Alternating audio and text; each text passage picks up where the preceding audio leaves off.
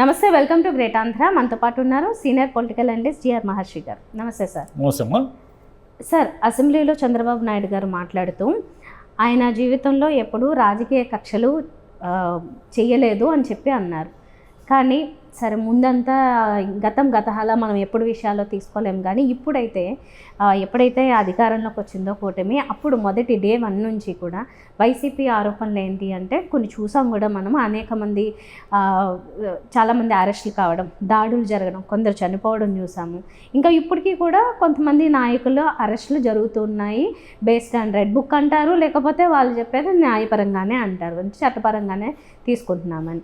కానీ ఇన్ని జరుగుతున్నాయి కదా, ఇవేవి చంద్రబాబు నాయుడు గారికి సంబంధం లేదా? ఇవి రాజకీయ కక్ష కాదా? లేకపోతే రాజకీయ కక్ష తీసుకుంటుంది లోకేష్, నేను కాదంటారా? అంటే చంద్రబాబు నాయుడు గారి అర్థం ఏమిటంటే, నేను నేరుగా రాజకీయ కక్షలకు పాల్పడలేదు అనే సెన్స్లో తీసుకోలేదని.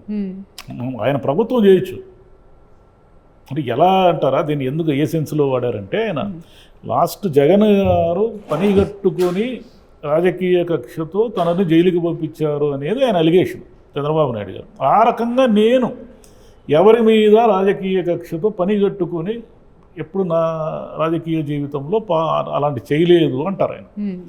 దానికి పాలిటిక్స్లో అవన్నీ మామూలు చంద్రబాబు నాయుడు గారు అంటారు. కానీ ఇప్పుడు జగన్ గారు జైలుకు పోవడానికి చంద్రబాబు నాయుడు గారు ఇప్పుడు అది కాంగ్రెస్ పార్టీ అంతర్గత వ్యవహారం కదా. అప్పుడు కిరణ్ కుమార్ రెడ్డి వర్సెస్ జగన్ ఇవన్నీ జరిగినాయి కదా చాలా విషయాలు. కాంగ్రెస్ పార్టీ అంతర్గత విషయంలో మీరు తెలుగుదేశం ఎందుకు జోక్యం చేసుకుంది? మరి అది రాజకీయ కక్ష కాకుండా దాన్ని ఏమంటారు? అంటే ఈయన వస్తే రాజశేఖర రెడ్డి కుమారుడుగా ఈయన రాజకీయాల్లోకి వస్తే డేంజరు అని మీరు గుర్తించే కదా జైలు వరకు తీసుకెళ్లారు. లేకపోతే అది వాళ్ళ సోనియా గాంధీ వర్సెస్ జగన్ కదా అది ఆ వ్యవహారం అంతా.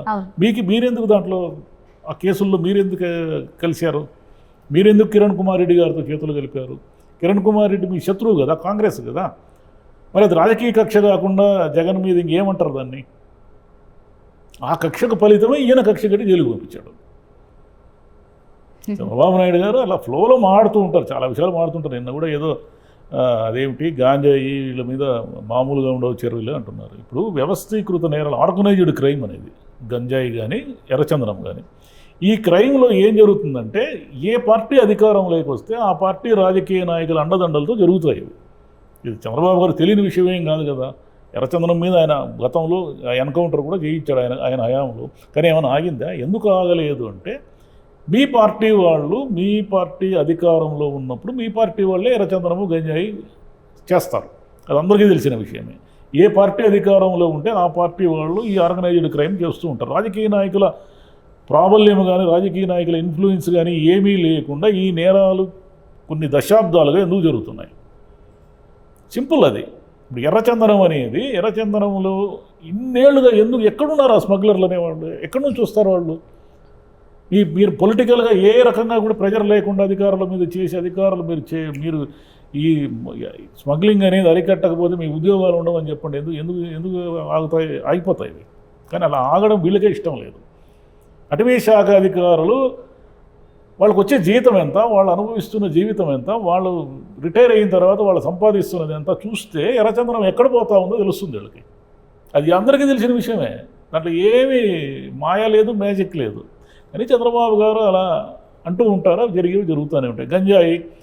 గంజాయిని ఏదో మేము అలా గుర్తిస్తాం ఇలా గుర్తిస్తాం అంటున్నారు. మరి గంజాయి అనేది ఆ వైజాగ్ జిల్లా బార్డర్లో ఉన్న వాళ్ళు ఎవ్వరికీ తెలియకుండా గంజాయి స్మగ్లింగ్ జరుగుతూ ఉందా? ఏ పార్టీ ఉన్నా కూడా, ఏ పార్టీ వాళ్ళైనా సరే రాజకీయంగా ఇన్ఫ్లుయెన్స్ చేసి రాజకీయంగా ప్రమేయం పెట్టి వాళ్ళకి వెనక నుంచి అండదండలు అందిస్తూ ఉన్నారు.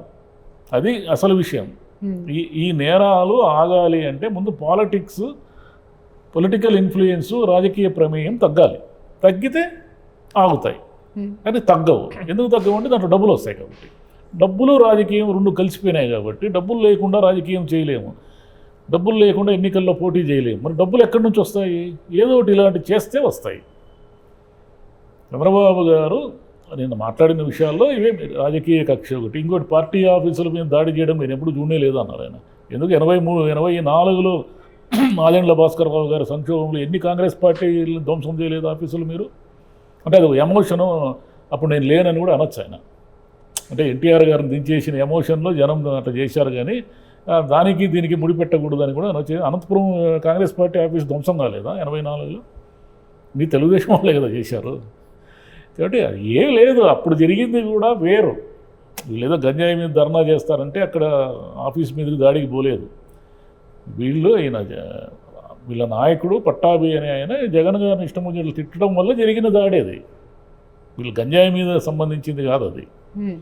అంటే చంద్రబాబు గారు రాజకీయ కక్షలకు పాల్పడనని అంటూనే ఉంటారు, కానీ ఇప్పుడు ఇవన్నీ జరుగుతున్నవి ఏమిటి, అరెస్టులు ఇవన్నీ అంటే వాళ్ళు ఆ రోజు ఇష్టం వచ్చినట్లు మాట్లాడినారు కాబట్టి మేము చర్య తీసుకోవాల్సి వచ్చింది యాజ్ పర్ రూల్స్ అని. యాజ్ పర్ రూల్స్ ఏముంది, మీరు 12 స్టేషన్లలో కేసులు పెడితే అది యాజ్ పర్ రూల్స్ ఎలా అవుతుంది? 12 స్టేషన్లు అనేది రాజకీయ కక్షే కదా. ఎక్కడైనా ఇన్నేళ్ల తర్వాత మా మనోభావాలు దెబ్బతిన్నాయని కేసు పెడితే ఆ కేసును ముందుకు తీసుకుపోయి అందరినీ జైళ్ళలో కేస్తున్నారు కదా. అది ఒక్కరి మీద కాదు, ఎవరి మీద పెట్టినా ఇదే. మరి రాజకీయ కక్ష కాకుండా ఎలా అవుతుంది అది?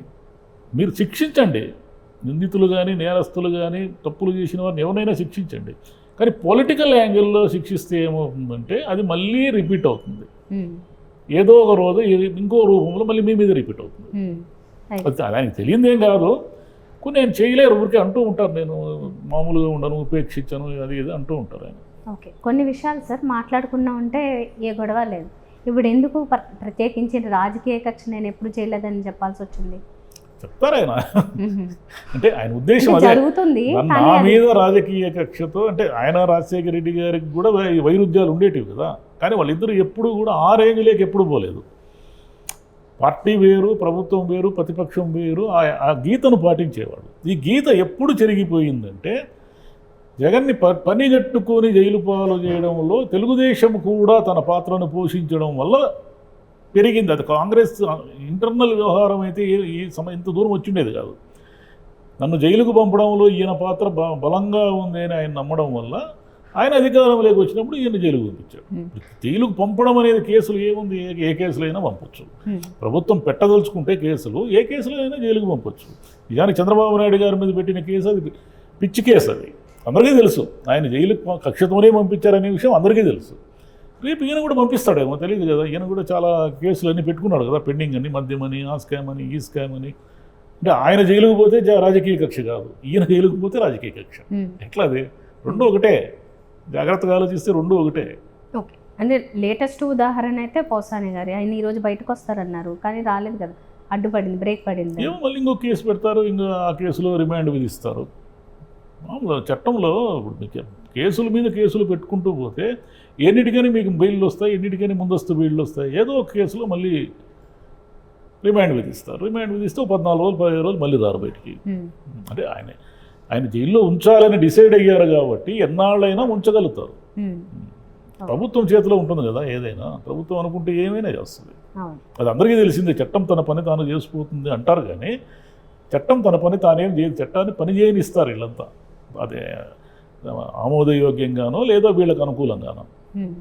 సరే, అంతా చాలామంది పొలిటికల్గా ఎవరైతే ఉన్నారో అంటే పొలిటీషియన్స్ అరెస్ట్ చేయాలనుకుంటే వాళ్ళు అరెస్ట్ అయిపోయారు, కానీ కేవలం రామ్ గోపాల్ వర్మ మాత్రం అరెస్ట్ అవ్వకుండా ఆయన కూడా అరెస్ట్ చేస్తారేమో. ఇంకా టైం 4 ఏళ్ళు ఉంది కదా టైము. ఇప్పుడు రోజా గారు ఏదో అది స్పోర్ట్స్ కేసులో ఏదో ఆమెని అరెస్ట్ చేసే అవకాశాలు కనిపిస్తున్నాయి. ఆయన ఊరు Vamshi already arrest, Posani Krishnamurali arrest, ఈయన ఎవరు కొడాలి నాని నానికి కూడా ఎప్పుడో ఉంది. గోరంట్ల మాధవ్ పేరు కూడా, గోరంట్ల మాధవ్, ఆ బోరుగడ్డ అనిల్ ఆయన ఆల్రెడీ పరారులో ఉన్నాడు అంటున్నారు. అంటే వీళ్ళు ఇష్టం వచ్చినట్లు మాట్లాడలేదనే కాదు, వీళ్ళు కూడా పూర్తిగా కంట్రోల్ తప్పి నోటికి ఏమొస్తే అది మాట్లాడారు. చంద్రబాబు నాయుడు గారు కానీ లోకేష్ గారు కానీ ఆయన రాజకీయ విధానాలను విమర్శించడం అనేది ప్రజాస్వామ్యంలో కరెక్ట్ అవుతుంది, కానీ వాళ్ళని పర్సనల్గా నోటికి వచ్చినట్లు తిట్టడం అనేది ఏ రకంగా డెమోక్రసీ అవుతుంది? వీళ్ళు కూడా తెలుగుదేశంలో కూడా ఉన్నారు అటు తిట్టేవాళ్ళు, మళ్ళీ వీళ్ళు అధికారంలోకి వస్తే వాళ్ళందరూ లోపలేస్తారు. అదే జరగబోయేది, ఇవే మనం చూసేది కంటిన్యూగా. మెయిన్గా ఈ లిస్ట్లో కనిపించిన వాళ్ళు అంటే అరెస్ట్ అయిన వాళ్ళు, అవ్వబోతున్న వాళ్ళల్లో ఎక్కువ మంది వీళ్ళే ఉన్నారు. ఒక 10 మంది మనకు తెలిసిన పేరులో ఒక 10 మంది ఇప్పుడు ఆల్రెడీ కొంతమంది అరెస్ట్ అయ్యారు. ఇంకో 10 మంది గ్యారెంటీగా ఈ 3-4 ఏళ్ళు కావచ్చు, ఇంకో 3 రోజుల్లో కావచ్చు, 3 నెలల్లో కావచ్చు ఈ రెడ్ బుక్ అనేది పనిచేస్తుంది. వచ్చినే లేదు. ఆయన లోకేష్ స్ట్రిక్ట్గా ఉన్నాడు ఈ విషయంలో. నో డెమోక్రసీ అంటున్నాడు, ఓన్లీ రెడ్ బుక్ అంటున్నాడు. Right sir, thank you.